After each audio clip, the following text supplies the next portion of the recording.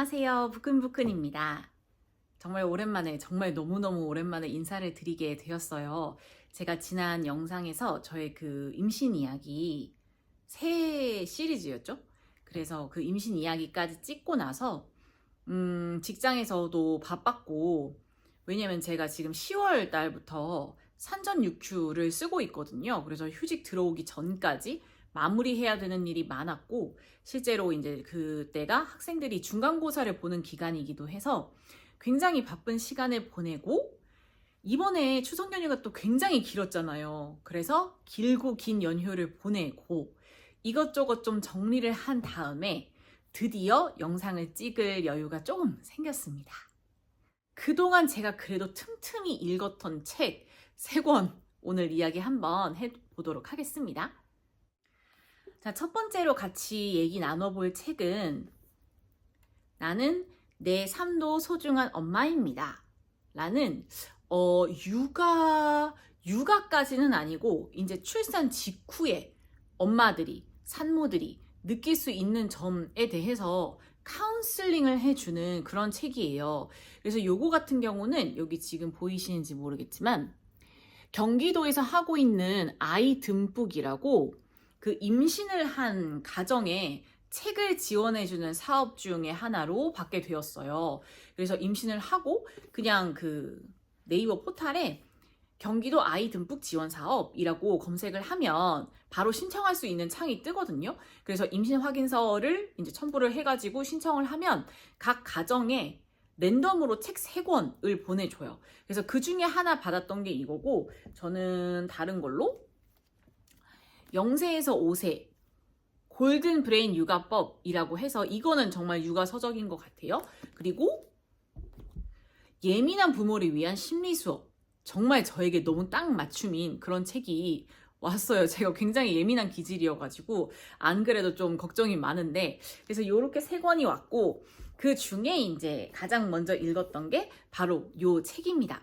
근데 요 책 같은 경우는 뭐랄까, 작가가 외국인이다 보니까 우리나라 사정과 살짝 맞지 않는 게 있기는 있었어요. 왜냐하면 우리나라 같은 경우는 대부분의 산모들이 아기를 낳고 나서 산후조리원을 다 가잖아요. 그래서 바로 퇴원을 하는 경우가 있기는 하지만 정말 많지는 않기 때문에 조리원에서 이 사람이 겪었던 어려움들을 어느 정도 해소는 할 수 있지 않을까? 라고 예상이 들었어요. 근데 이 작가 같은 경우는 이제 제왕절개를 하고, 제왕절개하고도 굉장히 빨리 퇴원을 했던 것 같거든요. 그래서 바로 집으로 와서 이제 바로바로 뭐랄까, 의료진의 자문을 구할 수 없는 상태에서 겪게 되는 그런 어려움들을 많이 담았더라고요. 근데 그런 부분은 뭐 별개로 치더라도 조금 뭐랄까, 공감이 갔던 부분은, 저도 이제 아직 출산을 하진 않았지만 항상 생각했던 게, 사람들이 주변에서 얘기하거나 미디어에서 다루어지거나 하는 거는 항상 출산과 육아는 너무나 고귀하고 막 신성한 일이고 엄마는 너무 대단하고 이렇게만 그려지잖아요. 그게 틀렸다는 말은 아닙니다. 정말 힘들고 존경받아 마땅할 만한 일이라고 생각을 해요. 다만 이게 정말, 저 아직 출산을 하진 않았지만 임신 과정에서부터 엄마의 몸이 굉장히 많이 힘들어지고, 몸이 힘들어지니까 마음도 힘들어지고 이런 부분들이 있잖아요. 근데 그런 현실적인 부분들에 대해서는 잘 얘기를 하지 않는 것 같아서, 저도 여러 가지 임신 증상을 겪으면서 정말 가끔은 약간 인간의 존엄성이 나의 존엄성이 약간 바닥을 치는 것 같다, 막 이런 증상을 겪은 적도 있었거든요. 막 화장실 문제라든지 이런 것들이 생기다 보니까. 근데 이런 것 때문에 나는 어쨌든 내 건강과 체력도 떨어지고 이런 것들을 매일매일 체감을 하고 있는데, 사실 이거는 겪어보지 않은 사람은 모르고 주변에서 하는 얘기는 다 이제 애기 얘기에 초점이 맞춰져 있다 보니까 그런 부분에서 느껴지는 어려움을 공감할 수 있는, 소통하고 공감할 수 있는 게 많지는 않은 것 같아요. 그래서 이 책 같은 경우는 그런 아름답고 신성한 그런 부분들은 싹 없애고 정말 적나라하고 약간 뭐랄까 출산 후에 엄마가 겪을 수 있는 최악의 경우, 정말 좋지 않은 경우, 그 민낯을 낱낱이 보여주고 사실 그게 괜찮다, 누구나 그렇게 겪는다 라는 거를 이제 얘기를 해주는 것 같습니다. 저는 이렇다, 그런 면을 보는 게 제 성격상은 조금 더 도움이 되거든요. 왜냐면 저는 뭐랄까 예측 가능한 경우면 그렇게 당황하지는 않아요. 그래서 근데 이제 예측 가능하지 않은 상황들이 막 내 눈앞에 펼쳐졌을 때 굉장히 스트레스를 받는 타입이라서 아, 최악의 경우에 이럴 수도 있구나를 지금 다 알아놓은 상태에서 하니까 저한테는 조금 도움이 됐던 것 같습니다. 근데 아, 나는 이런 부분들을 알고서는 도저히 못하겠다, 약간 요런 분들한테는 추천을 드리고 싶지는 않아요. 굉장히 적나라하게 써있기 때문에. 그래서 저처럼 조금 앞니를 내가 어떤 나쁜 상황을 겪게 될지 조금 예상을 하고 싶다 하시는 분들께서는 읽어보시면 좋을 것 같습니다. 자, 그리고 그동안 읽었던 두 번째 책은 알랭 드보통의 The Course of Love 입니다. 원서로 읽었고요. 우리나라에 번역되어 있는 걸로는 사랑 그 이후의 이야기인가? 헉, 금방 까먹었네요. 여러분, 임신을 하면 이렇게 기억력이 깜빡깜빡 한답니다. 사랑 그 이후의 이야기인가? 아무튼 그렇습니다. 이 책, 알랭 드보통은 사실 우리나라에도 너무너무 잘 알려진 작가 중에 한 명이고, 이 책이 나온 지 꽤 됐어요. 10년이 다 돼 가요. 2016년에 나왔으니까 9년 됐네요. 사실 이 책을 산 거는 그때 나왔을 때 샀는데 제가 계속 앞에 한 3분의 1 정도를 읽고 흥미가 붙지 않아서 계속 미뤄놨었어요. 그랬다가 요번에 이제 휴직 들어오면서 좀 예전에 읽다만 책을 읽어봐야겠다 해가지고 이제 처음으로 선택한 책이 바로 이겁니다. 혹시 그 알랭 드보통의 사랑 3부작 알고 계신가요? 나는 왜 너를 사랑하는가? 우리도 사랑일까? 그리고 키스 앤 텔 해가지고 총 사랑 3부작이 있고 그 3부작의 종점을 찍는 책이 이 책이라고 알고 있습니다. 그래서 이 책 같은 경우는 이제 당연히 사랑에 관한 얘기이기 때문에 남자 주인공 1명, 여자 주인공 1명 이렇게 나옵니다. 라비랑 커스틴이 나오는데 이 친구들이 처음에 만나서 연애를 해가지고 결혼을 하고 자식을 낳고 그 중간에 막 위기 상황도 겪고 그리고 그 위기를 어떻게 해결을 해 나가는가, 정말 말 그대로 한 과정을 다 담은 이야기예요. 근데 정말 열심히 읽었고 더군다나 알랭 드보통이 영국 영어를 사용하기 때문에 단어나 스펠링에서 조금 익숙하지 않은 부분도 있었고 해서 열심히 읽었는데 결론은 뭐랄까, 저도 이제 결혼을 한 지 2년 반이 넘어가는 입장에서 완벽한 파트너라는 것은 없다라는 게 이 책의 결론이라고 생각합니다. 그리고 이 나와 함께 같이 살아갈 파트너는 상대방의 단점이 있을 거 아니에요. 그래서 그 단점을 내가 어디까지 참아줄 수 있느냐 라는 거가 굉장히 중요한 포인트다. 우리는 서로 부족한 부분을 메꾸면서 살아야 한다. 나도 그렇게 상대방한테 완벽한 파트너가 아닐 수도 있다. 약간 이런 거죠.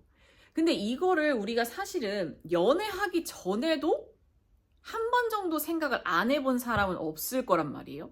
연애할 때도 이런 생각을 해봤을 거고 결혼할 때도 이런 생각을 해봤을 텐데 항상 잘 까먹게 되는 것 같아요.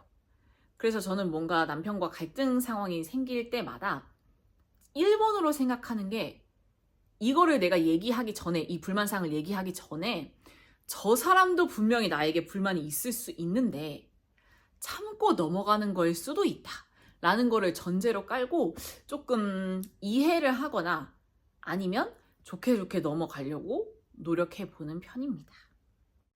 자, 그리고 마지막으로 읽은 책은 서머신 몸의 달과 유펜스입니다. 요거는 제가 그 전에 올해 미음사 북클럽 할 때 선택했던 책들 중에 하나이고요. 왠지 모르겠지만 읽어보고 싶었어요. 왜냐면 이 책이 아시겠지만 화가 폴 고갱의 그 인생 이야기를 바탕으로 쓰여진 책이라고 해서 조금 관심이 갔었어요.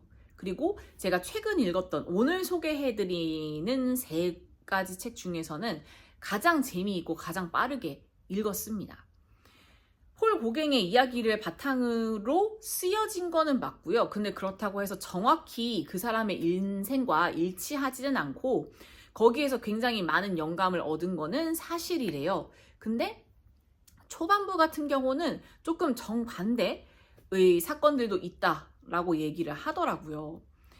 처음에 이제 달과 유펜스라는 제목을 봤을 때 이게 의미하는 게 뭘까에 대해서 조금 궁금했는데 저는 이 달과 유펜스가 의미하는 바를 후반부에 가서야 깨달았거든요. 물론 더 빨리 깨달으실 수도 있겠지만 그래서 읽다 보니 달은 예술을 상징을 하는 거고 유펜스는 현실 세계를 상징을 하는 거였구나 라고 이제 깨닫게 되더라고요.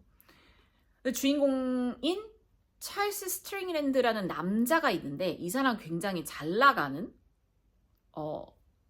증권 거래소에서 일하는 직장인이었어요. 평범한 직장인이었고 그리고 아내와 사랑하는 자식들이 있는 정말 평범하고 안정적인 성공적인 삶을 살고 있는 사람이었는데 정말 어느 날 느닷없이 갑자기 집을 나가는 거예요. 말도 안 하고 자기 왜 나가겠다는 건지 말도 안 하고 그러면 부인 입장에서 너무 어이가 없고 당연히 이제 부인 입장에서 의심할 수 있는 거는 이 사람이 다른 여자가 생겼나? 이런 거를 의심할 수 있잖아요. 그래서 이제 막 하는데 이 책이 제3자 시점에서 그러니까 찰스 스트링랜드를 지켜보는 제3자 시점에서 이제 그 전개가 되거든요. 그래서 그 사람이 이제 막 이 사람을 만나가지고 왜 집을 떠났냐 뭐 어떻게 살고 있냐 직접 만나기도 하고 아니면 중간중간에 이 사람과 만났던 사람들을 마치 인터뷰 형식으로 인터뷰하는 것처럼 이렇게 이제 묘사를 하면서 이야기를 풀어가면서 진행이 되고 있거든요. 근데 다른 여자가 생겨서 이제 집을 나간 건 아니었고 갑자기 화가가 되고 싶다고 해서 집을 나간 거였어요. 그러니까 이 사람은 완전 예술에 빠진 거죠. 그래서 그때부터 이제 거의 기행에 가까운 그런 삶을 쭉 살아오다가 마지막에 고갱이 그랬던 것처럼 타히티에 가서 이제 본인의 남은 여생을 보내고 거기에서 굉장히 많은 그림을 그리게 됩니다. 제가 특히 좋아했던 부분은 타히티랑 그 사람이 그린 그림들을 후반부에 묘사하는 장면이 너무 생생해요. 그래서 제 머릿속에 막 이미지가 팡팡팡 떠오를 만큼 제가 책을 다 읽고 나서 타히티 이미지를 막 검색을 해봤거든요. 검색을 해봤더니 약간 떠올렸던 거랑 굉장히 비슷하게 너무너무 아름다운 바다가 있는 그런 자연 환경이었다. 근데 제가 이 책을 다 읽으면서 그리고 작품 해설까지 다 읽고 나서 든 생각이지만 아까 이제 다른 예술을 상징하고 유펜스는 현실 세계를 상징한다 라고 이제 말씀을 드렸잖아요. 근데 제가 가끔 생각해 보는 건데 예술이라는 그런 이유 때문에 무책임한 행동이 정당화가 될 수 있을까? 아니면 꼭 저렇게 남들과 다른 행동을 해야만 예술이 되는 걸까? 이런 생각을 가끔씩 저는 해보기는 해요. 왜냐면 그 많은 문학 작품들에서 특히 막 수상작도 그렇고 이 책이 너무너무 훌륭한 책이다. 너무너무 사랑을 많이 받았다. 뭐 어디서 수상을 했다라고 해서 읽어봤을 때 그런 기이한 행동들이 나오면 저는 조금 그거를 받아들이는 게 불편하더라고요. 특히 도덕적이지 못한 행동. 이거를 예술이라는 이름으로 전부 다 그냥 싹 다 정당화시킬 수가 있는 건가? 라는 궁금증을 저는 항상 가지고 있었고, 그렇다면 나는 예술가가 아닌가 보다. 라고 이제 결론을 내렸거든요. 사실은 제가 이제 첫 번째로 전공을 했던 게 제가 이제 저도 예술 쪽을 전공을 하기는 했어요. 그래서 저는 예술가 기질이 있다고 생각을 했고 전공도 그랬고 근데 이제 졸업하고 나와서 그 길로 가려고 하면서 저는 깨달은 거거든요. 와, 나는 예술가는 절대 아니구나. 나는 현실 세계에서 안정적으로 사는 게 너무 중요한 사람이구나 해서 빨리 이제 다른 공부를 하기 시작을 한 건데 이 책을 읽으면서도 마찬가지였어요. 사실은 아까 말씀드렸듯이 화가가 되고 싶어서 갑자기 집을 나갔다고 했잖아요. 근데 물론 개인이 하고 싶은 일을 하거나 본인의 정체성을 찾기 위해서 끊임없이 노력을 한다거나 이런 거는 굉장히 존중받을 만한 일이고 그래야 한다고 생각해요. 하지만 그때 당시에 이 주인공이 이미 가정이 있었잖아요. 근데 갑자기 본인이 하고 싶은 일을 한다고 해서 이거를 다 다 등한시하고 훌쩍 떠나버리면 이거는 너무 무책임한 것이 아닌가? 이게 지금 예술이라는 걸로 다 퉁 쳐질 수 있는 건가? 이 사람이 비난을 피해갈 수 있을까? 라는 궁금증이 제 머릿속에서 계속 떠나지 않았습니다. 근데 아까도 말씀드렸지만 저는 예술가는 절대 될 수 없다고 이미 판단을 내렸기 때문에 그렇다고 동의를 할 수는 없을 것 같아요. 예술이라고 해서 모든 게 용서되지는 않는다. 물론 이거는 이제 소설이긴 하지만 다만 이 소설을 읽는 내내 조금 마음이 불편하기는 했어요. 그런 마음이 들었다. 하지만 이 책에 나오는 타이티와 그림의 묘사는 너무 생동감 넘치고 좋았다. 그래서 추천을 드리고 싶습니다. 특히 예술가의 기질이 많으신 분들은 읽어보시면 좋아하실 것 같아요. 오늘 소개해드린 3권의 책 어떠셨나요? 제가 지금 앉아있어서 티가 잘 안 나는데 배가 굉장히 좀 나왔거든요. 지금 촬영하고 있는 기준으로 9개월 차고 42일 정도 있으면 이제 출산이에요. 그래서 아기 방도 만들어야 되고 지금 청소할 것도 너무 많고 정리할 것도 너무 많지만 그래도 제가 아기 낳기 전까지 틈틈이 열심히 책을 읽고 모아서 한 번 정도는 더 영상을 찍도록 해보겠습니다. 여기까지 보아주셨다면 구독과 좋아요 그리고 알림 설정까지 부탁드리고 댓글로 또 이 책들에 관해서 많은 이야기 나누어 주시면 감사하겠습니다. 다음에 만나요.